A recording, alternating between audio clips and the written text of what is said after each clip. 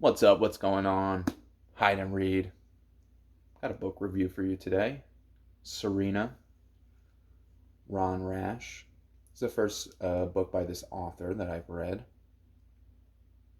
Very, very gritty. Very, uh, yeah, like hard boiled, and it's very realistic. Let's just get right into it. Serena, Ron Rash. I'm really impressed with this one.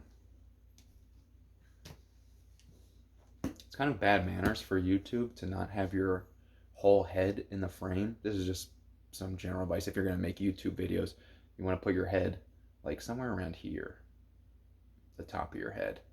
Unfortunately, as my hair grows, the turban is just getting bigger, and I don't know. You don't mind, right? My bad YouTube manners. But I have this big frickin' book of William Shakespeare here, the complete works. Which is funny, I only read one play, Macbeth. It's been a while since I read it. Um,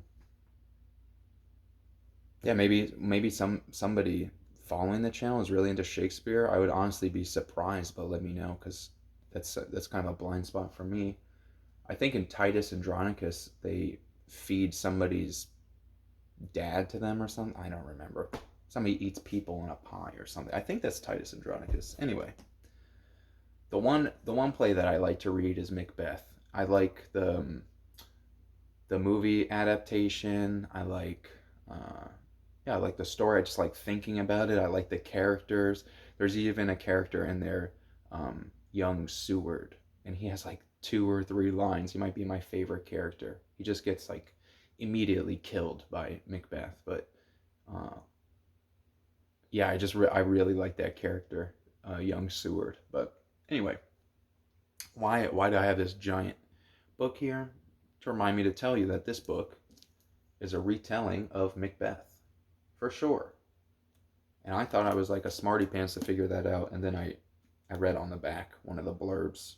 So an appellation, or common, like this is starting to become popular to say that, an Appalachian retelling of Macbeth, a thriller, a word perfect evocation of an era and a people. That's good writing, and I would agree with it. Yeah, Ron Rash, Serena. So there's a power hungry couple. Yeah, like one of these like power couples. To them, the only people that exist is Serena, the woman, and Pemberton, the husband, and that's how he's referred to in the book all the time, by his last name, Pemberton. Um, yeah, they're these larger than life characters, kind of like in like a Ayn Rand novel, except they're absolutely the bad guys. Like these characters are the bad guys. So if you're like one of those Ayn Rand critics that you don't like how she romanticizes these capitalists, well, that's not going to happen here, and you will get those larger than life kind of like it's almost like looking at a Greek statue of a person or something. It's like that was never a person, but it's just like it's immediately identifiable as the person, if that makes sense.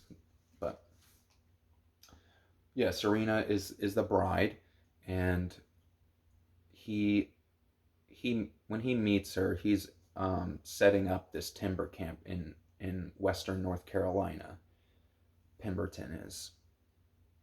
He impregnates a 16-year-old local girl that works on the camp, and he leaves and goes to marry and finds his wife, and brings her back to the camp 3 months later. Well, obviously, this girl is very pregnant. It's a bit of a scandal. Um, there's a knife fight immediately in the beginning of the book over this situation, a real knife fight, and yeah, the blood starts spilling from the very beginning, and Serena is not maybe as disturbed by this pregnancy as most women would be. she's just more concerned that that's over. Like um, that child won't be a part of her husband's life. Basically, that's her concern. And man, trying to think how we could talk about this without screwing it up too much for you.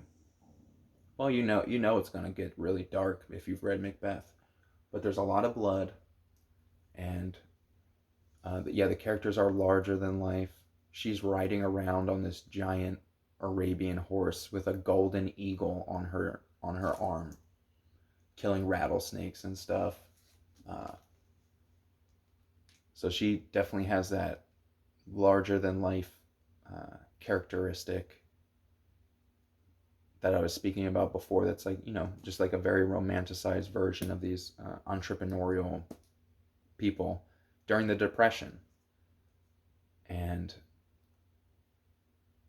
yeah, that's the most of the story, and it's very dark. You will get little reprieves from this because the workers, like some of the local workers, they'll cut to them, and they're just talking about the mountains and uh, just the animals, and then they talk about these two Pembertons, and they have like their own way of viewing things that's different than how we would view things because they're referred to in the book as Highlanders.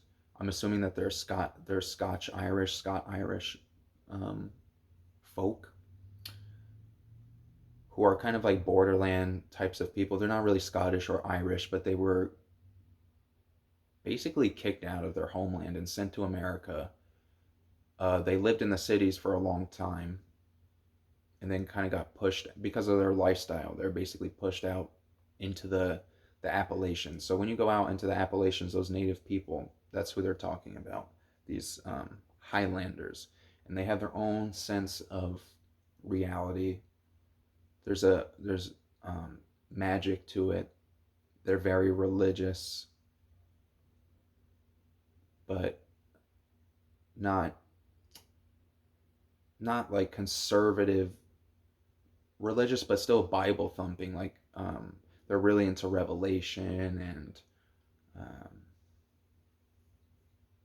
yeah, there's certainly something magical whenever these characters talk, and also humorous, and they have an awareness of what's going on that the they also don't care. They also don't care. They view these Pembertons kind of as like a force of nature that will be dealt with.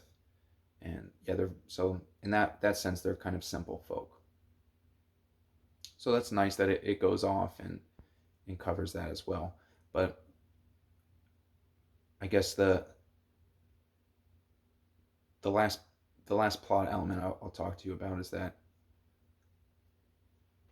previously I said this wife Serena, she wasn't that disturbed by her husband's mistress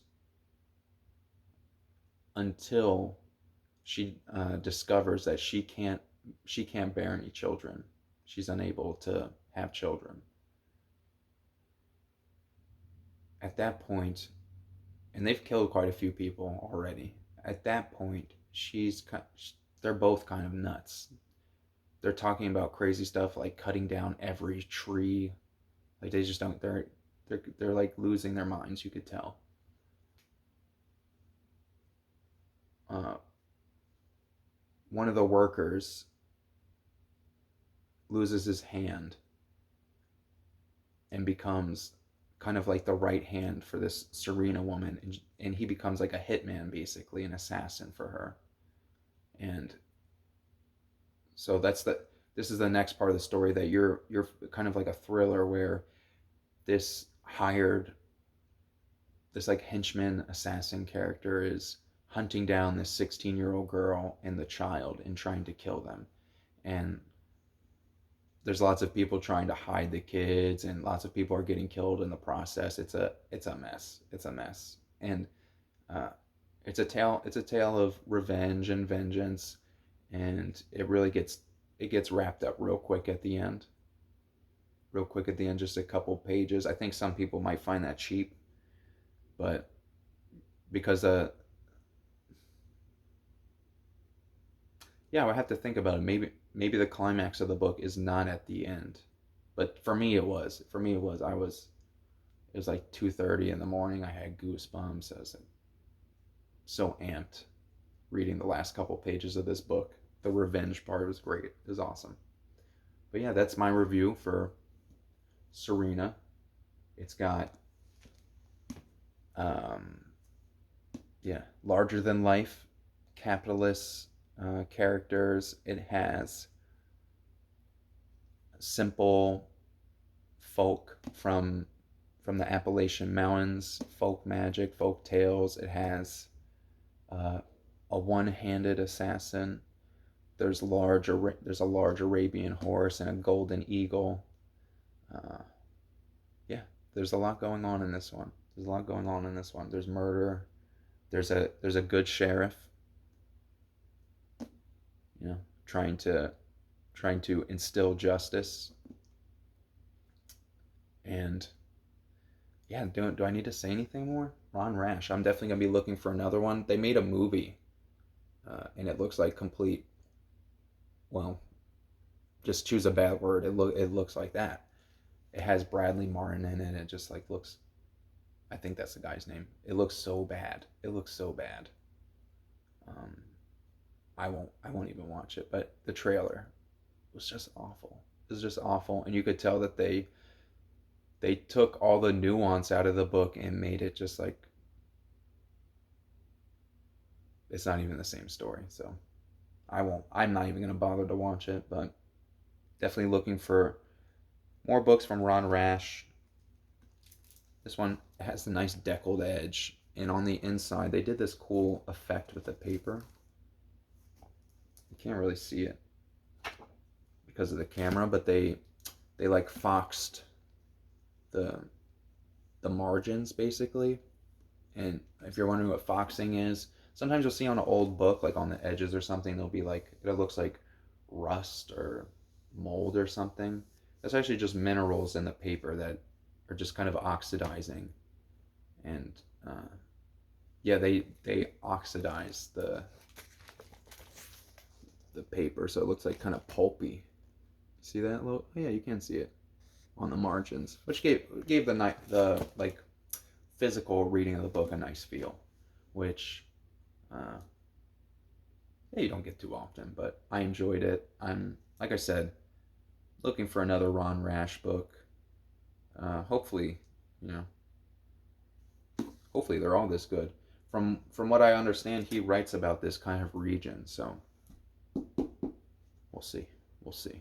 All right, guys. Until next time, find somewhere to hide, find something to read because it's getting crazy out there.